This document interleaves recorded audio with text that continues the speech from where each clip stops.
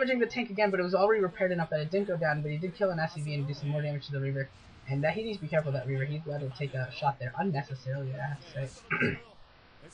But he has finally killed that barracks, has the second base up and running, and been doing a ton of damage. Citadel of the Doom going up. I gotta say, Backho is definitely in the lead here, significantly, doing so much damage to the economy and to the tank numbers of Hwasin. And Backho should be able to get his third base up and running pretty soon here. And the probe going up, I would expect it to. And he hasn't finished his pylon wall yet, but he will finish that pylon wall at some point. Third next is going up now as a natural. And the SCV scout is going to be taken down by some dragoons here.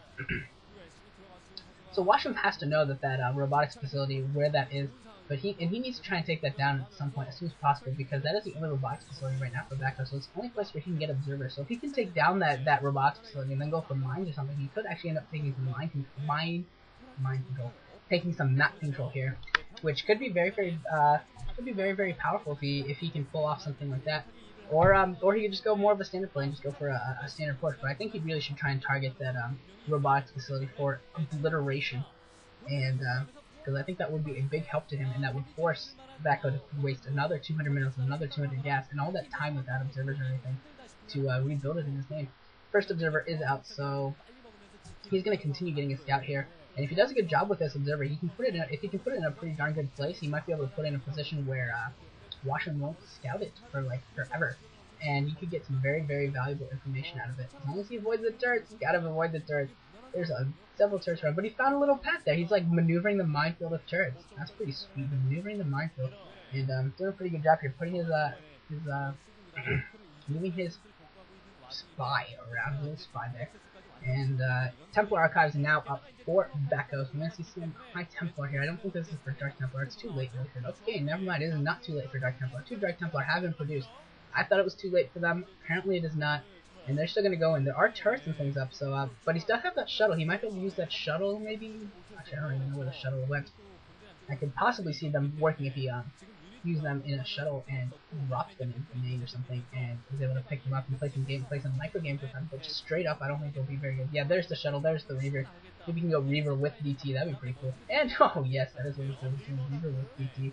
And we'll see how this works. There are a lot of turrets up, so I don't know if this is going to be effective, but we'll see what Backho has in store for him, because he has some sort of a plan on how to make this work.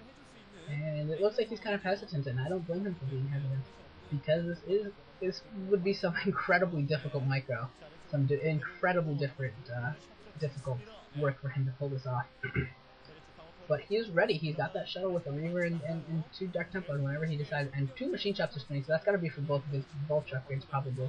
It's just because sure, because he clearly already has siege, and I don't see any Goliath, so that's got to be for both vulture upgrades. And here come the vultures coming out, and then a couple of them got picked up by the Reaver. But now his hand is also been shown because he'd also dropped the Dark Templar. So now the Dark Templar are known to Hwasin as well, and he'll be able to prepare for that, or at least be wary for it, I should say. And the vultures with speed are now going to wander right by the zealots. They're going to get into the natural here, and they can do some damage here. There is a cannon, but they're going to place some mines. They're going to do some damage. And Hwasin running away. That was odd. I thought he might have at least tried to get up the ramp and get a full scout on, but did not. He chose just to drop some mines and run away again, saving 1 vulture. Don't know if that was the best decision. If he could get a vulture in there into the main and actually get a full scout on, I think that would be extremely valuable for him. He is scouting out the fact that Backho was going to try and set up this 4th base on the right side there for 2:30 o'clock position, and placed a mine there to and forced Backho to go and clear it. He's probably also going to place a mine there for the top right. No, not yet. And these vultures just running around, getting some valuable scouting information, placing mines in the next possible expansion locations for Backho, and that's going to give him a lot of information. And I like that play from Hwasin. I like it when they get some information is good. Let's just put it that way. Information scouting is awesome. Arbiter Tribunal going up now for Backho as well, so he's going to be going for Arbiter Tag, and this is going to be awesome. I do love Arbiters, and Backho did very well with this Arbiters in his PvT against Piano in the GOM. I think that was game 3 because of the Piano. I don't remember which game for sure. I think it was game 3, but yeah, he did some really good play there with some double recalls and some stasises, and yeah, he just got like this cloud of Arbiters out and was able to do a lot of good work with them. And I'm excited to see what he does here. And these DTs might actually catch a tick. The DTs actually catch a tick on the rift. They're like, kill it. No, unable to kill it. They did not get that tank. So close though. Needed just 1 more hit to kill that tank. And there are a lot of supply vehicles there, just asking to die to a couple Reavers, but yeah, they're deep enough in the base that they won't die or anything. They just look appetizing. Look that way, they look very, very appetizing to Reaver chomps. And the command center going down in the main of Washington. He's going to float that over across the bridge to that 430 position whenever he's ready, and he still hasn't taken down that robotics facility. He just hasn't been able to really push out yet, just because of the massive number of dragoons and things that Backho has on the map, and the fact that he's been able to clear these minefields away very, very effectively. And the vultures for Washington have just been completely ineffective. They've done very, very little. They've done some mine work, they've done some damage here and there, they've killed a couple probes, but overall just so little. And 2 Stargates actually are going to be pumping Arbiters, so then we are going to see a lot of Arbiters from Backho, as he is setting up his 4th base as well, so he will be able to get that 4th gas pretty soon here. And interesting here, Backho actually mined up his miners minerals at that back ramp there, and that's going to give let Washington in with the Vulture. He's going to see everything. Washington now sees everything. He sees those 2 Stargates, he sees the Arbiter Tribunal, and now he's going to go and start trying to pick off some probes. And he is mismicroing here. He is his little Vulture shooting at the cannon rather than trying to pick off probes while it can. And yeah, now we go. Now Washington knows the mistake and is trying to pick off probes again. But yeah, the Zealot came in and cleaned it up while he was distracted. Washington multitasking, apparently not quite up to the task.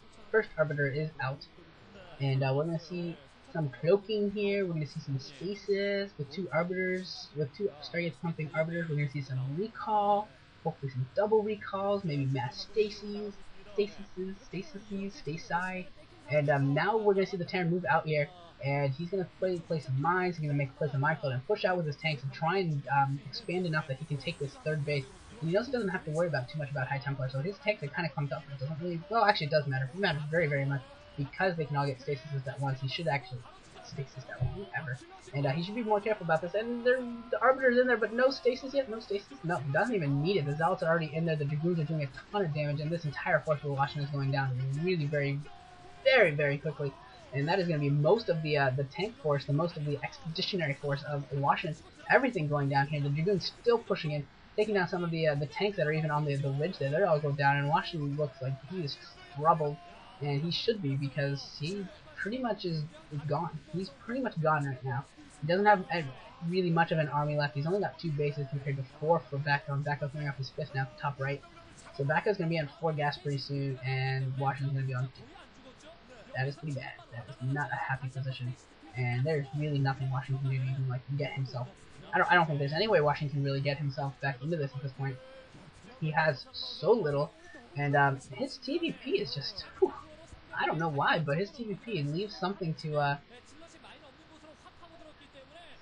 be wanted here. It's kind of he's not looked good at all today. Let's put it that way. He has not looked on his game. He does not even look like he had a fully set in store plan here, and he's just getting absolutely destroyed and outclassed here by Backho. Don't often get to say that Backho outclassed someone. It's not an often, not a phrase you're used to saying, but get used to it. Backho's been looking really good recently, and he might be able to keep this up. You never know. He's doing really well.